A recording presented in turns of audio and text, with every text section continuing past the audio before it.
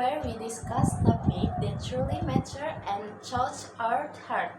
I'm Ningsi, your host, and today's topic is something we all relate to: how to bounce back after being hurt, whether it's heartbreak, betrayal, or disappointment. Been through it. Today, I am joined by my two good friends, Kartia and Rani. How are you both feeling today? Hi Nancy, I'm doing great and super ready to into this topic. It might be heavy, but it's definitely a conversation we need to have. Hi everyone, I am Gustu. I will experiencing some times myself, so I am hoping our discussion can help others who are going through similar struggles. Exactly, Kartia. Let's start by discussing what you both believe is the toughest part of bouncing back after being hurt. For me, the hardest part is truly accepting the pain. I used to think I had four parents. Nothing was wrong, but that only made things worse in the long run. Absolutely, many people need to stretch themselves from sickness their feeling instead of positive heads on. It's make the uncomfortable, but if you don't acknowledge the point, it won't heal. Why do you think we often feel ashamed of even a friend to admit our pain? And what happiness if we keep bottling up our feelings? I believe it's because our culture often equates showing sadness with neglect, but acknowledging our emotion is really the first step towards healing. If we keep suppressing them, the pain will continue to linger. Exactly. I remember I think when I will have to heal it's out so I want to be seen as overly sensitive. And so I start opening up and share my feelings. I feel a sense on relief and that was the beginning of my healing journey. The key takeaway here is that acknowledging our pain is essential. There's nothing wrong with feeling sad or even crying because it's all part of the healing process. After acknowledging the pain, the next step is moving forward. But honestly, that's not as easy as it sounds. How do you both begin to take those first steps when your heart still feels heavy? For me, it's all about taking small steps. I start with simple things like listening to my favorite music, going for a walk in the park, or simply enjoying a cup of coffee in the morning. Those little moments remind me that life still holds beauty. And for me, rebuilding self-confidence is key. When you feel hurt, you often start doubting your own abilities. I, I begin trying new activities like attending workshops or doing sport that reminds me of my strength. Often though it was I been scared at first. Every small stop helps rebuild my confidence. Sometimes, when we hurt, we tend to fixate on our own shortcoming. How do you avoid getting trapped in self-blame? It's definitely challenging, but if learned to support someone else, hurtful action for my own self-worth. If someone hurt me, it's more about their issue than mine. Also, use daily positive affirmation to remind myself that I deserve happiness. Absolutely, I assume it's people to focus on good things. Even those times, however always something, however small, that we can be thankful for. This shift in perspective really makes a difference. Now let's talk about self-care healing. It's just about mending our hearts. It's also about taking care of our physical and mental well-being.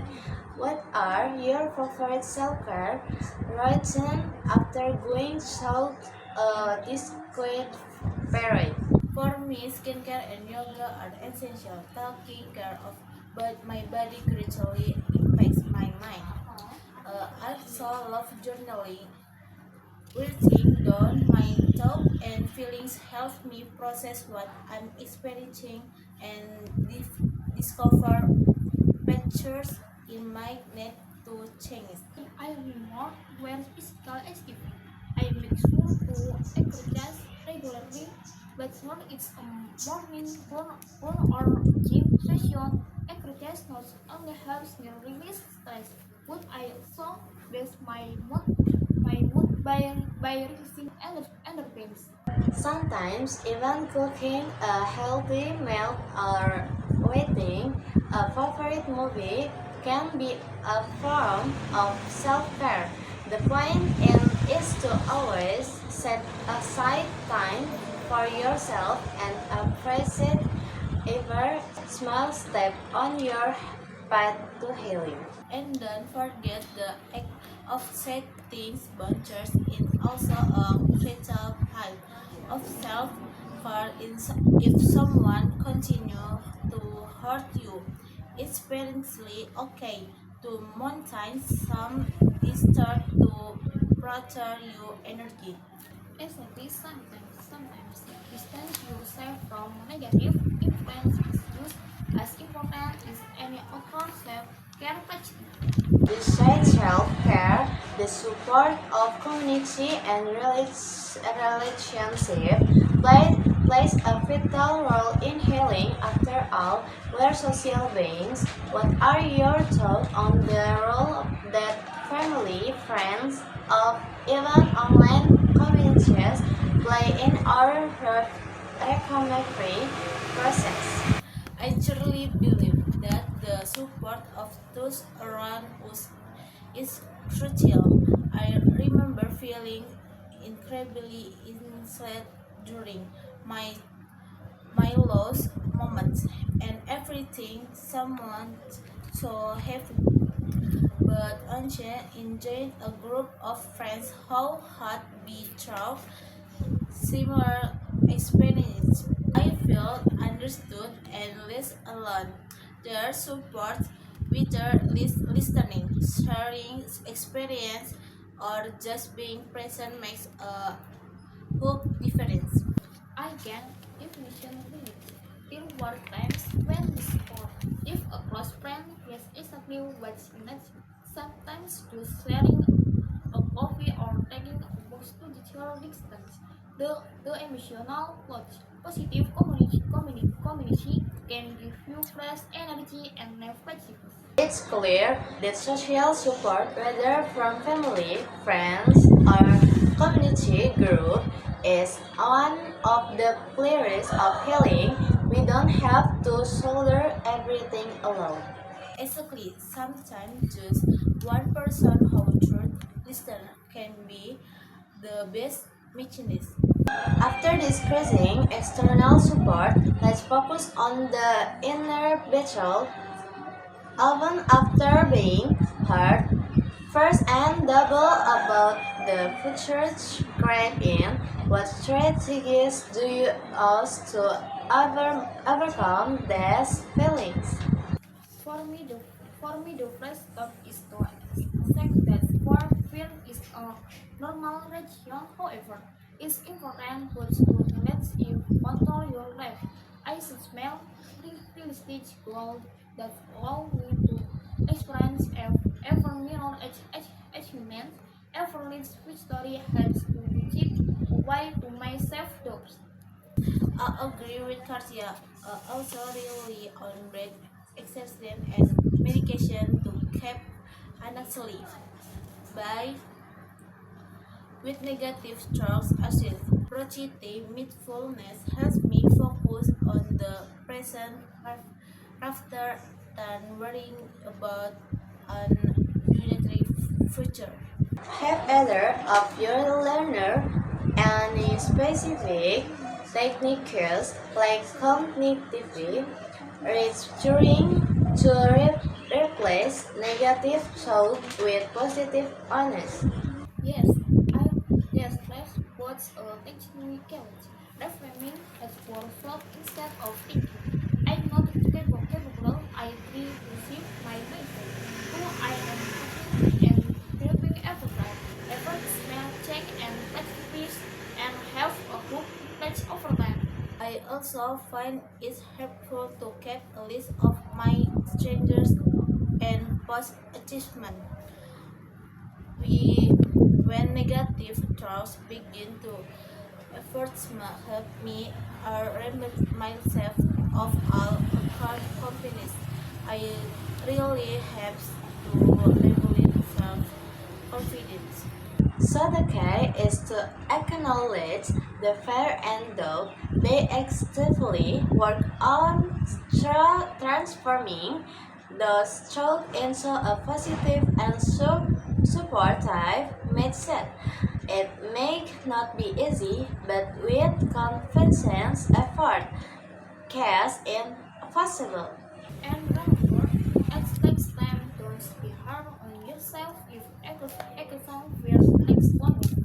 Then expect the important things is to keep moving forward.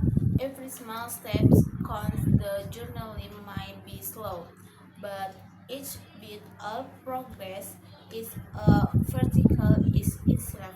Now let's move into our Q&A session. We've received some fantastic questions from our listeners. The first question comes from Juliana who asks, how do you deal with the overwhelming guilt that lingers, especially after experiencing betrayal? Rani, what are you told? Disagree, Juliana. I think good often is everything about you. It's also about the you realize it. Expectation we set ourselves. I learned that forgiving myself is essential. Sometimes talking to a friend or even writing down your feeling can help ease that burden. Our second question comes for Kartia. What should you do if your friends or family aren't supportive of your healing process? Kartia? It's really tough when close to you don't understand what you are going through. But remember, you don't need validation from everyone. I like you for a community or support group that resonates with your experience. Or even speaking professional help is next. The key is to find a place where you feel valued and understood. What are some practical ways to transform a negative mindset into a positive one when you're feeling really low? In addition to reframing and meditation, I recommend keeping a great journal every day. Write down the things you're thankful for. This simple practice shift your focus to the positive aspects of life. Also, sometimes reading a good book or listening to inspirational podcasts can give you a fresh, specific, and help action your mind to focus on the good. Our final question comes for Katya. How do you stay motivated when the healing process feels incredibly slow? That's definitely a challenge. I always remind myself of the reason when I started this journey and kept track of every small progress I make. Something creates this word helps me visualize hope for life's goal. Absolutely. And remember, everyone has at a time one pace can hamper your progress with Anayat LS. Every I lit every little step forward. Every little step forward is a achievement worth celebrating. Before we wrap up, I'd like to share an inspirational story from one of our listeners, Rani.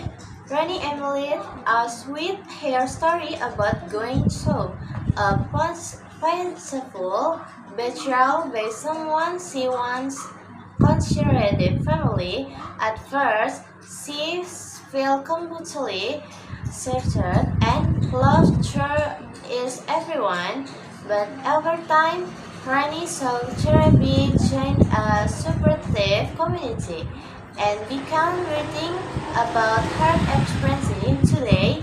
Not only has she forgave, but she also inspires others through her personal growth. Cartia's story is incredibly inspiring. It shows that each of us has the power to transform our pain into something meaningful. Even with the road to recovery is long and difficult.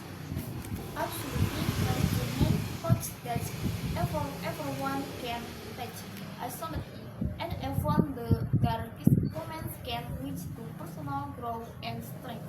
I hope that explains it and growth everyone listening to keep moving forward. Alright, everyone, I think we've covered a lot today, from acknowledging our pain and taking small steps forward to self care, the importance of community and strategies to overcome fear and doubt. The mind message I'd like you to take away is you are not alone in your healing journey. Every emotion, every scare, and every small step is significant. As a clinician, remember, it's completely okay if the healing process is smooth or linear.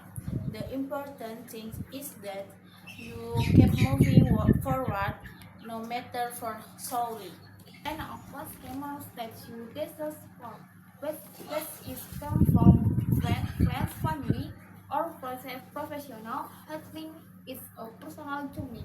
So be patient and kind to yourself.